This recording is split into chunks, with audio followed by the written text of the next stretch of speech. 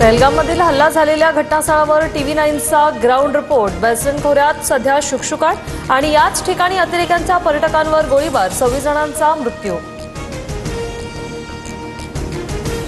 पहलगाम दहशतवादी हल्ल्यात मृत्युमुखी पडलेल्या पुण्यातील संतोष जगदाळे आणि कौस्तुभ गणबोटेंवर अंत्यसंस्कार।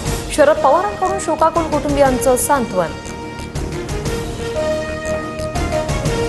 दहशतवाद्यांनी डोळ्यात गोळ्या घातल्या, लहान मुलांनाही मारलं। एका मुस्लिमानं अतिरेक्यानं अडवलं तर त्यालाही गोळ्या घातल्या। पहलगाम हल्ल्यातील पीडित कुटुंबियांनी सांगितला अंगावर काटा आणणारा अनुभव। जम्मू काश्मीरमध्ये अडकलेले पर्यटक विशेष विमानाने महाराष्ट्रात नागपूर, मुंबई, पुण्यासह आतापर्यंत 120 पर्यटक सुखरूप परतले। उपमुख्यमंत्री एकनाथ शिंदेंच्या उपस्थितीत एअरलिफ्ट।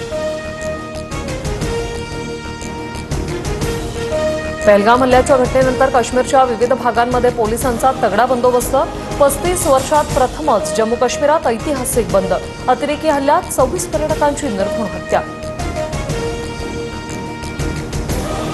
पाकिस्तानी नागरिकांना भारतात प्रवेश बंदी। पाकिस्तानी नागरिकांना सार्क व्हिसा मिळणार नाही। भारतात असलेल्या पाकिस्तानी नागरिकांना 48 तासात भारत सोडण्याच्याही सूचना।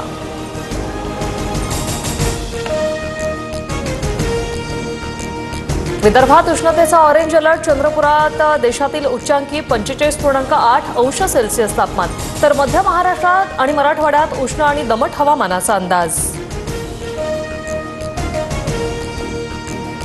परशुराम घाटाला जाळीचं संरक्षण उभारण्याचं काम सुरू असताना एक भाग कोसळला। डोंगराची माती निखळून रस्त्यावर।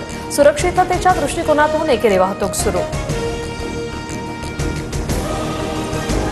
ठाण्यात आज रात्री 12 वाजल्यापासून उद्या रात्री 12 वाजेपर्यंत पाणी बंद राहणार। जलवाहिनीच्या देखभाल दुरुस्तीच्या कामासाठी 24 तास पाणी पुरवठा बंद असणार।